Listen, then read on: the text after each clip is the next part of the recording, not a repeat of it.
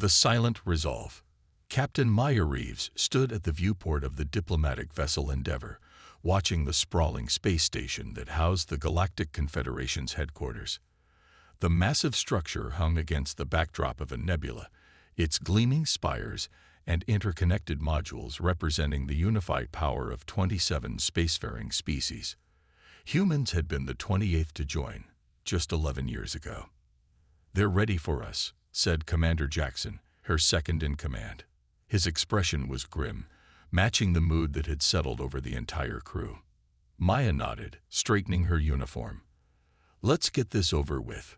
For the third time in as many months, Maya was here to present evidence of the void-borne incursions into human space. For the third time, she carried with her sensor readings, distress calls, and images of destroyed outposts. And for the third time, she expected to be dismissed. The Confederation Council chamber was a circular amphitheater, with representatives from each species seated in concentric rings. Humans had been assigned seats in the outermost ring, furthest from the central speaking platform, a not-so-subtle reminder of their status. Maya stood tall as she approached the platform, the holographic data package clutched in her hand. The council elder, a Thraxi with iridescent scales and 6 eyes, gazed down at her with barely concealed impatience. "Captain Reeves of Earth," the translator module announced. "You have been granted 5 minutes to present new information regarding your claims of void-borne activity." Maya activated the hologram, and images of a devastated research outpost filled the air above the platform. 3 days ago, the void-borne attacked our research station in the Ta-City system. 17 researchers died. Our long-range scanners indicate they're massing at these coordinates, which puts them within striking distance of 3 human colonies and the Pellerin trade route. Murmurs rippled through the chamber, but the council elder raised a hand for silence. "Captain, the Confederation has reviewed your previous claims and found insufficient evidence that these are coordinated attacks rather than isolated incidents. The Voidborn are nomadic by nature. Their movements through that sector are well documented and present no unusual pattern." Maya's jaw tightened. "With respect, Elder, they've destroyed 7 human facilities in the past year. Our intelligence indicates—" "Your intelligence," interrupted a Morivian representative, "is primitive by Confederation standards. Perhaps you are detecting normal spatial anomalies and misinterpreting them as threats." Suppressed laughter echoed from several delegates. Maya felt heat rising in her face, but maintained her composure. "We'd request Confederation patrol vessels be assigned to the Nova Haven colony. It's directly in their projected path." The council elder made a gesture that the translator interpreted as regretful denial. "The Confederation's resources are currently committed to the Centauri Accord's implementation. We cannot divert patrols based on speculative threats. Your request is noted but denied." And just like that, it was over. 5 minutes, and humanity was dismissed once again. As Maya returned to the Endeavour, a message from Earth Defense Command was waiting. "Retuaren, unmeda heloi. Nova Haven, under ATTACK." The journey back to Earth was made in grim silence. Reports filtered in continuously. Nova Haven colony had been devastated. The Voidborn had struck with unprecedented force, overwhelming the colony's modest defenses within hours. Over 12,000 civilians dead. The very scenario Maya had warned the Confederation about, now a horrific reality. When the Endeavour docked at Earth's orbital command station, Admiral Chen was waiting. Her usually impeccable uniform looked rumpled, as if she'd been wearing it for days. Dark circles shadowed her eyes. "Walk with me, Captain," she said without preamble. They entered a secure briefing room, where several high-ranking officers and government officials were already gathered. The tension in the room was palpable. "The Confederation's response?" Admiral Chen asked. Maya's expression hardened. "The same as before. They've sent a message expressing regret for our loss and offered to dispatch an investigative team within the next 2 weeks." 2 weeks, echoed Defense Secretary Alvarez, "when the colony is already destroyed." Admiral Chen's face remained impassive, but Maya could see the fury in her eyes. Then it's time. Activate Protocol Prometheus. A collective intake of breath filled the room. Maya looked from face to face, confusion evident in her expression. Captain Reeves, Admiral Chen said, "You're about to learn why Earth has been so accommodating of the Confederation's dismissals for the past decade." The Admiral activated a holographic display at the center of the table. It showed an orbital installation unlike anything Maya had ever seen in human space. "This is Olympus Station," Chen explained.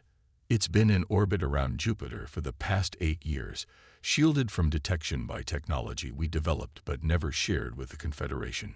The image shifted to show massive shipyards hidden within the rings of Saturn, then vast underwater facilities beneath Earth's oceans. "For 11 years, we've played the part they expected. The primitive newcomers, struggling to adapt to galactic society, grateful for any scraps of technology or protection they'd offer." Admiral Chen's voice was steel. "All while we built this." The hologram changed again, displaying ships of a design Maya had never seen before. Sleek, predatory vessels with configurations that seemed almost alien. "The Phoenix Fleet," Secretary Alvarez said. 217 warships built in secret, using technology we developed ourselves or reverse engineered. Defensive systems, weapons platforms, FTL drives that outclass anything in the Confederation Navy. Maya stared at the images in disbelief. How did we keep this hidden? Compartmentalization, misdirection, and the Confederation's own arrogance, Chen replied. They never bothered to look too closely at what the primitives were doing in their own system. A new face appeared on the briefing room's main screen, the President of the United Earth Government. "Captain Reeves," she acknowledged. "I understand this comes as a shock to you. You've been on the front lines of our diplomatic efforts while we worked behind the scenes." Maya straightened. "Madam President, the Confederation has failed us for the last time," the President continued. "We gave them every opportunity to treat us as equals, to heed our warnings, to extend the protection they promised when we joined. Nova Haven is the final straw." Admiral Chen stepped forward. "Captain Reeves, you're being reassigned. Effective immediately, you will take command of the Phoenix-class vessel Defiance. Your mission is to engage the Voidborn fleet before they can strike another colony." Maya's mind raced. The Confederation will see this as a violation of at least a dozen treaties. "Let them," Secretary Alvarez said grimly. "It's time they learned what humanity is truly capable of." Within hours, Maya found herself on the bridge of the Defiance, a vessel that represented technology far beyond what humans publicly displayed. The crew moved with practiced efficiency, evidently well-trained on systems that officially didn't exist. "All systems online, Captain," reported Lieutenant Commander Kwan from the tactical station. "Stealth systems engage. We're invisible to standard Confederation scanners." Maya settled into the command chair, still processing the magnitude of what was happening. "Set course for the Voidborn fleet. Maximum speed." "Aye, Captain." Prometheus drive engaging in 3, 2, 1. The stars outside stretched into lines as the Defiance accelerated to speeds Maya had believed impossible for human ships. According to the Confederation's understanding, this journey should take days. They would arrive in hours. "Captain," Commander Jackson said quietly beside her, "are we really doing this?" Revealing everything at once. Maya watched the stars streaking past. "They left us no choice, Commander. They ignored us when we asked nicely. Now we're done asking." 3 hours later, the Defiance dropped out of FTL on the edge of the Leighton system. Long-range sensors immediately detected the Voidborn fleet, 37 vessels of various sizes, moving in their chaotic but purposeful pattern toward the human colony of Arcadia. "Tactical analysis," Maya ordered. "Their weapon systems are active, Captain. Energy signatures match those recorded during the Nova Haven attack. They're in attack formation." Maya tapped her comm unit. "This is Captain Reeves to all Phoenix vessels. Emerge from stealth and form up in Stratagem Delta. Target voidborne vessels with ion disruptors only.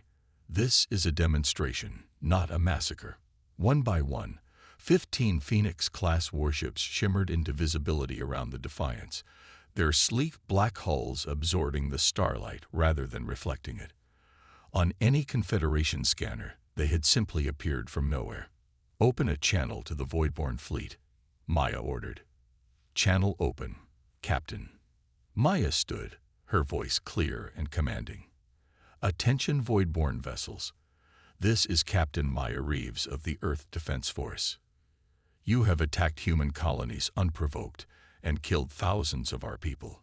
You will power down your weapons and change course immediately, or we will destroy you." The response came in the form of energy weapons firing from the lead voidborne vessels, powerful blasts that would have crippled any standard human ship. They dissipated harmlessly against the Defiance's shields. "They've made their choice," Maya said. "All vessels, execute Stratagem Delta. Show them what humanity can do." The Phoenix fleet moved with a precision that would have shocked any Confederation observer. Ion disruptors fired in perfect synchronization, targeting propulsion and weapon systems. 3 voidborne ships were disabled in the first volley, 5 more in the second.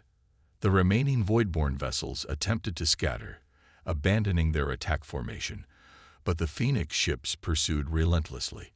Within 20 minutes, the entire voidborne fleet had been neutralized without a single ship destroyed. Maya opened a channel to all disabled voidborne vessels.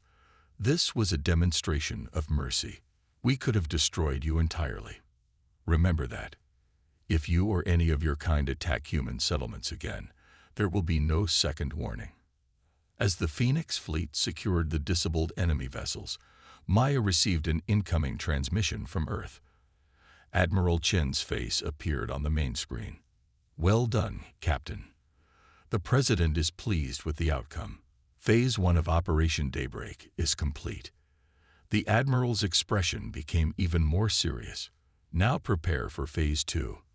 The Confederation will have detected our little demonstration. It's time to show them what else we've been hiding." Maya nodded, understanding the gravity of what was to come. For 11 years, humanity had endured being treated as lesser beings. That ended today. "Setting course for Confederation headquarters," she ordered. "It's time for a new conversation. A new galactic order." News of the Phoenix fleet's victory over the Voidborn spread through Confederation space with unprecedented speed. The official channels remained silent, but unofficial communications networks buzzed with rumors. Humans had deployed technology far beyond their known capabilities. They had neutralized the dreaded Voidborn without losing a single ship. They were headed toward Confederation headquarters with a fleet that had appeared from nowhere. On the bridge of the Defiance, Captain Maya Reeves reviewed the incoming data. Confederation patrol vessels were scrambling, rushing to intercept the Phoenix fleet. Their panic was evident in their disorganized movements. "Confederation battle group approaching," Captain reported Lieutenant Commander Quan. 5 heavy cruisers, 8 destroyers. Maya nodded calmly. "Maintain course and speed. Do not power weapons unless fired upon." The minutes ticked by as the Confederation vessels drew closer. Maya could imagine the confusion aboard those ships, their sensors struggling to analyze the Phoenix fleet's capabilities, their commanders frantically requesting instructions from headquarters. "They're hailing us, Captain," Quan announced. On screen, the face of a Thraxi commander appeared, mandibles twitching with agitation. "Unidentified human vessels, you are in violation of Confederation Naval Code. Power down and prepare to be boarded." Maya smiled thinly. "This is Captain Maya Reeves of the Earth Defense Force vessel Defiance. We are en route to Confederation headquarters on urgent diplomatic business. I suggest you escort us rather than impede us. Your vessels are unregistered and utilizing prohibited technology," the Thraxi insisted. "Comply immediately or—" "Or what, Commander?" Maya interrupted. "Your sensors have already told you what we did to the Voidborn fleet. The same Voidborn your council insisted were not a threat." She leaned forward. "We're not seeking conflict with the Confederation, but we will not be dismissed any longer." The Thraxi commander's 6 eyes blinked rapidly. After a pause, he replied, "We will escort you to headquarters." The journey continued in tense silence, the Confederation vessels maintaining a respectful distance from the Phoenix fleet. As they approached the massive space station that housed the Confederation's government, Maya received a direct transmission from Admiral Chen. "The President is on her way," Chen informed her. "The entire Security Council is with her." "This is unprecedented, Captain. No human delegation of this level has ever left Earth's space. Make sure the reception is appropriate." "Understood, Admiral." Within 2 hours, the presidential vessel Unity emerged from FTL, flanked by 4 more Phoenix-class warships. The Confederation's headquarters was now surrounded by 20 Earth vessels that, according to all official records, shouldn't exist. "We're being hailed by Confederation control," Quan reported. "They're requesting permission to dock the presidential vessel." "Requesting," Maya noted, "not ordering or demanding." Already the tone had changed. The Confederation Council chamber had been hastily converted into an emergency summit. Instead of the usual tiered seating with humans relegated to the outskirts, a central table had been arranged with equal positions for all representatives. The President of Earth took her place calmly, flanked by Admiral Chen and Secretary Alvarez. Maya stood behind them, watching the Confederation species representatives file in, many still visibly shocked. The council elder entered last, his usual imperious demeanor noticeably subdued. "President Okafor," he began, "this unprecedented display of force is a response to unprecedented negligence." President Okafor finished for him. Her voice was calm but carried throughout the chamber without need for amplification. "For 11 years, we have petitioned this body for equal treatment. For 11 years, we have warned you of threats to our territories. For 11 years, we have been ignored, patronized, and dismissed. That ends today." Secretary Alvarez activated a holographic display showing the devastation at Nova Haven. 12,417 civilians dead. "After we specifically warned this council of the Voidborn's approach and requested assistance, we regret the loss of life," the council elder said carefully, "but your demonstration today violated numerous Confederation treaties that Earth signed in good faith." President Okafor smiled without humor. "Did we? The treaties specify limitations on shared technology. Everything you saw today was developed independently by humans, in human space, using human resources. We chose not to share these developments, just as many of your species choose not to share your advancements with us." Admiral Chen stepped forward. "We came today not to threaten, but to establish a new understanding. Humanity will no longer accept second-class status in this confederation. We've demonstrated our capabilities against the Voidborn, a threat you dismissed, but we neutralized. Now we offer those capabilities in service of genuine galactic cooperation." Murmurs ran through the assembled representatives. A Pelorian delegate spoke up, their melodious voice carrying a note of indignation. "You deceived the Confederation. You presented yourselves as technologically inferior, while secretly building weapons of war. We presented ourselves exactly as you expected us to be." Maya countered, stepping forward. "You saw what you wanted to see. Primitive newcomers struggling to adapt. Not once did any Confederation representative express genuine interest in human innovation or potential. Not once did you consider that our different evolutionary path might lead to different but equally valid technological approaches." The chamber fell silent as President Okafor rose to her feet. "Today, we introduced the Phoenix Protocol, a new framework for human participation in galactic affairs. We will share our technological advances, including the Prometheus drive and our shield technology. In exchange, we expect equal representation in this council, equal protection for human territories, and the immediate establishment of a joint task force to eliminate the Voidborn threat once and for all." The council elder's translator conveyed his cautious response. "These terms represent a significant departure from established Confederation protocols." "They do," President Okafor agreed. Because the established protocols have failed. They failed the 12,000 humans who died at Nova Haven. They failed the countless others who would have died if we hadn't acted.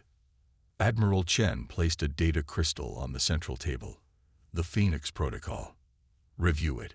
We expect your response within 48 standard hours. As the Confederation representatives huddled in urgent consultation, Maya noticed something unexpected. Several of the younger species delegates were approaching the human delegation with expressions of interest rather than fear. A Coverix representative, their crystalline form shimmering with inner light, was the first to speak directly to Maya. Captain Reeves, is it true that your vessels neutralized the entire Voidborn fleet without destroying a single ship? Maya nodded. We developed precision weapons specifically designed to disable rather than destroy. We believe in measured response. My species has suffered Voidborn attacks as well, the Coverix admitted. The Confederation deemed our losses acceptable. The crystal facets of their face rearranged in what Maya recognized as bitterness. Perhaps it is time for new alliances. Similar conversations were happening throughout the chamber. President Okafor was deep in discussion with representatives from 3 species who had joined the Confederation only shortly before humans.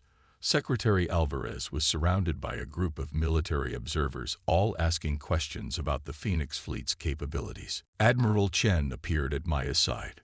It's working, she murmured. The older species are resistant, but the younger ones see an opportunity. They've been marginalized too. We're not just changing our status, Maya realized. We're rebalancing power throughout the Confederation. That was always the plan, Chen replied. Earth alone could force respect, but not lasting change. We need allies who share our vision of what the Confederation could be. By the time the emergency summit concluded 12 hours later, 7 species had already signed provisional agreements to support the Phoenix Protocol. The Council Elder announced that the full Confederation response would come within the promised timeframe, but the tide was clearly turning. As Maya prepared to return to the Defiance, President Okafor stopped her. Captain, I'm promoting you to Admiral, effective immediately. You'll command the Phoenix Fleet and serve as our military liaison to the new Joint Defense Initiative, assuming the Confederation agrees to establish it. Maya saluted. They'll agree, Madam President. They've seen what we can do alone. They're starting to imagine what we could accomplish together. 2 days later, the Confederation formally accepted the Phoenix Protocol, with several amendments that actually strengthened human participation in key decision-making bodies. As the Phoenix Fleet prepared to depart, Maya received one final transmission from the Council Elder. Admiral Reeves, he said, using her new rank, I must ask, if humans possessed these capabilities all along, why wait 11 years to reveal them? Why endure our dismissal for so long? Maya considered her answer carefully. Because we wanted to be partners, not conquerors. We gave you every chance to recognize us as equals based on our potential, not our power. You chose to see us as lesser beings until we proved otherwise. And now? The Elder asked. Now we move forward together, Maya replied. But remember this, humanity's patience is not endless. We've shown you a fraction of what we can do. Let's hope we never need to show you more. As the Phoenix Fleet engaged their Prometheus drives and disappeared from Confederation space in a flash of energy that defied conventional physics, the message was clear throughout the galaxy. Humanity had finally demonstrated its true strength, and the stars themselves had taken notice. In the coming months, joint human-alien crews would begin patrolling the sectors once plagued by Voidborn attacks. Human scientists would work alongside Confederation researchers, sharing innovations that benefited all species. And in the chambers where galactic policy was formed, human voices would be heard with new respect. The galaxy had learned an important lesson. Underestimate humanity at your peril. Their patience had limits, and when those limits were reached, even the stars trembled.